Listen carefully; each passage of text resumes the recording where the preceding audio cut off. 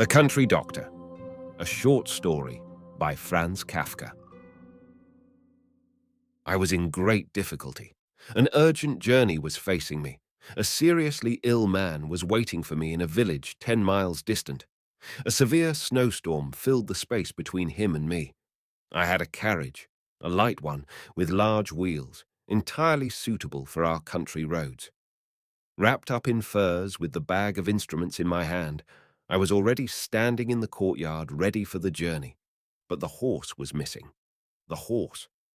My own horse had died the previous night as a result of overexertion in this icy winter. My servant girl was at that very moment running around the village to see if she could borrow a horse, but it was hopeless. I knew that, and I stood there useless, increasingly covered with snow, becoming all the time more immobile. The girl appeared at the gate, alone. She was swinging the lantern. Of course, who is now going to lend her his horse for such a journey? I walked once again across the courtyard. I couldn't see what to do. Distracted and tormented, I kicked my foot against the cracked door of the pigsty, which had not been used for years. The door opened and banged to and fro on its hinges. A warmth and smell as if from horses came out. A dim stall lantern on a rope swayed inside. A man huddled down in the stall below showed his open, blue-eyed face. "Shall I hitch up?" he asked, crawling out on all fours. I didn't know what to say and bent down to see what was still in the stall. The servant girl stood beside me. "One doesn't know the sorts of things one has stored in one's own house," she said, and we both laughed. "Hey, brother! Hey, sister!" the groom cried out, and two horses, powerful animals with strong flanks, shoved their way one behind the other, legs close to the bodies, lowering their well-formed heads like camels and getting through the door space, which they completely filled, only through the powerful movements of their rumps. But right away they stood up straight, long-legged, with thick, steaming bodies. "Help him," I said, and the girl obediently hurried to hand the wagon harness to the groom. But as soon as she was beside him, the groom puts his arms around her and pushes his face against hers. She screams out and runs over to me. On the girl's cheek were red marks from 2 rows of teeth. "You brute!" I cry out in fury. "Do you want the whip?" But I immediately remember that he is a stranger, that I don't know where he comes from, and that he's helping me out of his own free will when everyone else is refusing to. As if he knows what I was thinking, he takes no offense at my threat, but turns around to me once more, still busy with the horses. Then he says, "Climb in," and in fact, everything is ready. I notice that I have never before travelled with such a beautiful team of horses, and I climb in happily. "But I'll take the reins. You don't know the way," I say. "Of course," he says. "I'm not going with you. I'm staying with Rosa."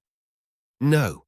screams Rosa and runs into the house with an accurate premonition of the inevitability of her fate. I hear the door chain rattling as she sets it in place. I hear the lock click. I see how, in addition, she runs down the corridor and through the rooms, putting out all the lights in order to make herself impossible to find. "You're coming with me," I say to the groom, "or I'll give up the journey, no matter how urgent it is.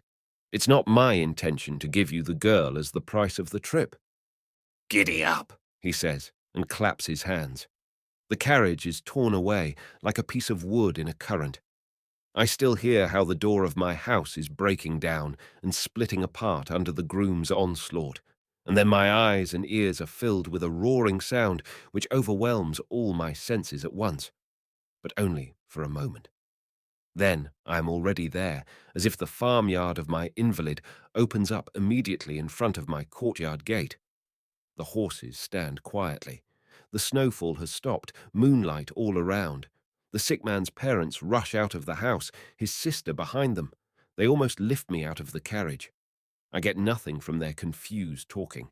In the sick room, one can hardly breathe the air. The neglected cooking stove is smoking. I want to push open the window, but first I'll look at the sick man. Thin, without fever, not cold, not warm, with empty eyes, without a shirt. The young man under the stuffed quilt heaves himself up, hangs around my throat, and whispers in my ear, "Doctor, let me die." I look around. No one has heard. The parents stand silently, leaning forward, and wait for my opinion. The sister has brought a stool for my handbag. I open the bag and look among my instruments. The young man constantly gropes at me from the bed to remind me of his request. I take some tweezers, test them in the candlelight, and put them back. Yes, I think blasphemously, in such cases, the gods do help. They send the missing horse, even add a second one because it's urgent, and even throw in a groom as a bonus. Now, for the first time, I think once more of Rosa. What am I doing? How am I saving her? How do I pull her out from under this groom, 10 miles away from her, with uncontrollable horses in the front of my carriage? These horses, who have somehow loosened their straps, are pushing open the window from outside. I don't know how. Each one is sticking its head through a window and, unmoved by the crying of the family, is observing the invalid. I'll go back right away, I think, as if the horses were ordering me to journey back, but I allow the sister, who thinks I am in a daze because of the heat, to take off my fur coat. A glass of rum is prepared for me. The old man claps me on the shoulder. The sacrifice of his treasure justifies this familiarity. I shake my head. In the narrow circle of the old man's thinking, I was not well. That's the only reason I refuse to drink. The mother stands by the bed and entices me over. I follow, and as a horse neighs loudly at the ceiling, lay my head on the young man's chest, which trembles under my wet beard. That confirms what I know. The young man is healthy. His circulation is a little off, saturated with coffee by his caring mother, but he's healthy and best pushed out of bed with a shove. I'm no improver of the world and let him lie there. I am employed by the district and do my duty to the full, right to the point where it's almost too much. Badly paid, but I'm generous and ready to help the poor. I still have to look after Rosa, and then the young man may have his way, and I want to die too. What am I doing here in this endless winter? My horse is dead, and there is no one in the village who'll lend me his. I have to drag my team out of the pigsty. If they hadn't happened to be horses, I'd have had to travel with pigs. That's the way it is. And I nod to the family. They know nothing about it, and if they did know, they wouldn't believe it. Incidentally, it's easy to write prescriptions, but difficult to come to an understanding with people. Now, at this point, my visit might have come to an end. They have once more called for my help unnecessarily.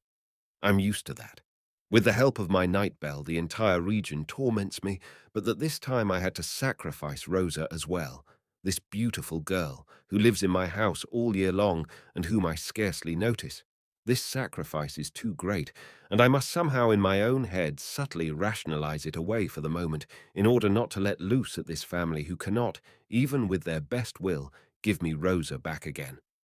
But as I am closing up my handbag and calling for my fur coat, the family is standing together, the father sniffing the glass of rum in his hand, the mother probably disappointed in me.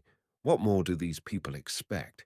Tearfully biting her lips, and the sister flapping a very bloody hand towel, I am somehow ready, in the circumstances, to concede that the young man is perhaps none the less sick. I go to him.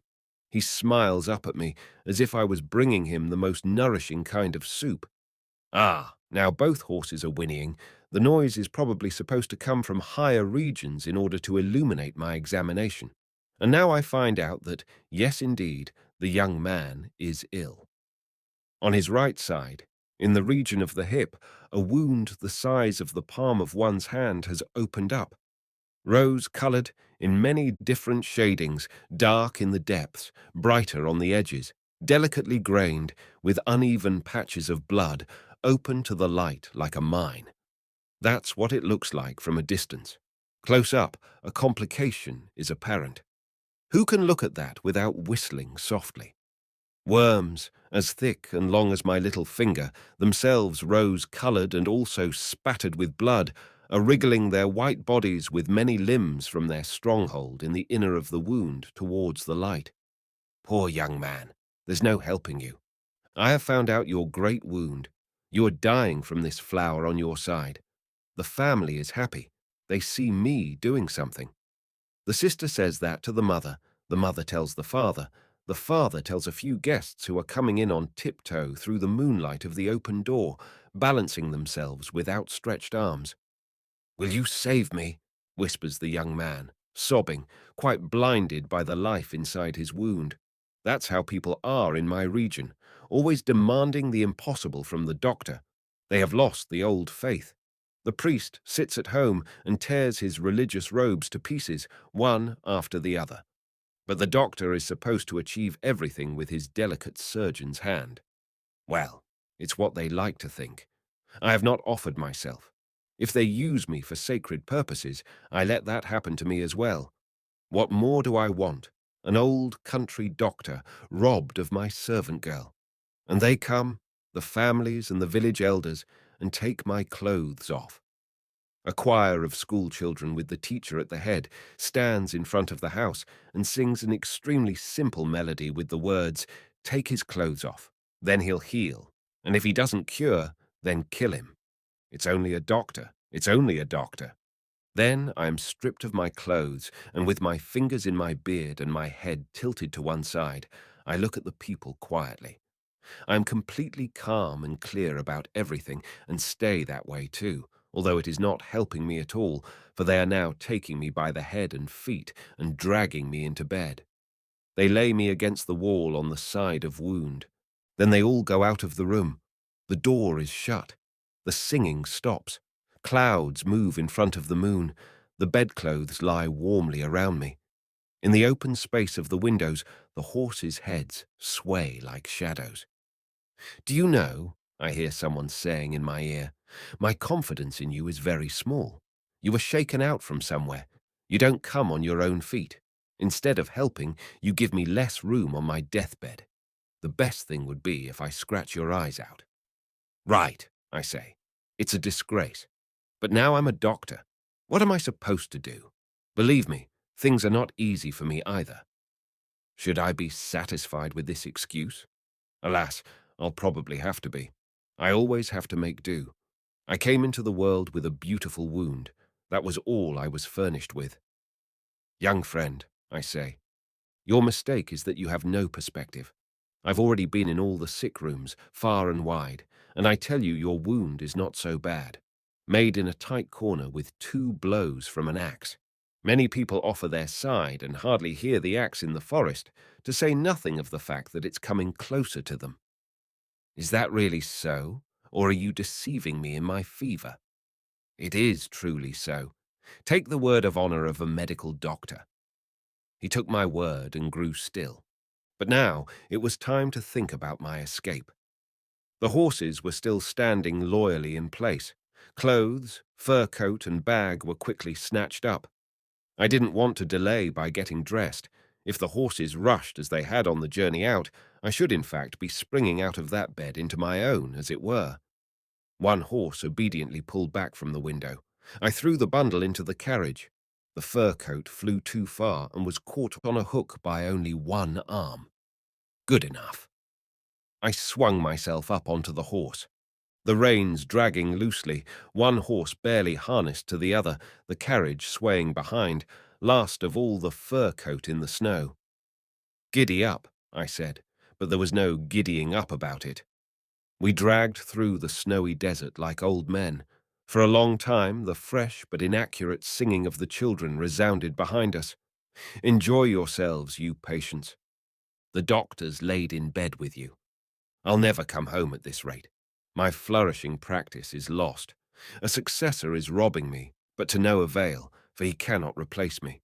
In my house, the disgusting groom is wreaking havoc. Rosa is his victim. I will not think it through. Naked, abandoned to the frost of this unhappy age, with an earthly carriage and unearthly horses, I drive around by myself, an old man. My fur coat hangs behind the wagon, but I cannot reach it, and no one from the nimble rabble of patients lifts a finger. Betrayed! Betrayed! Once one responds to a false alarm on the night bell, there's no making it good again, not ever.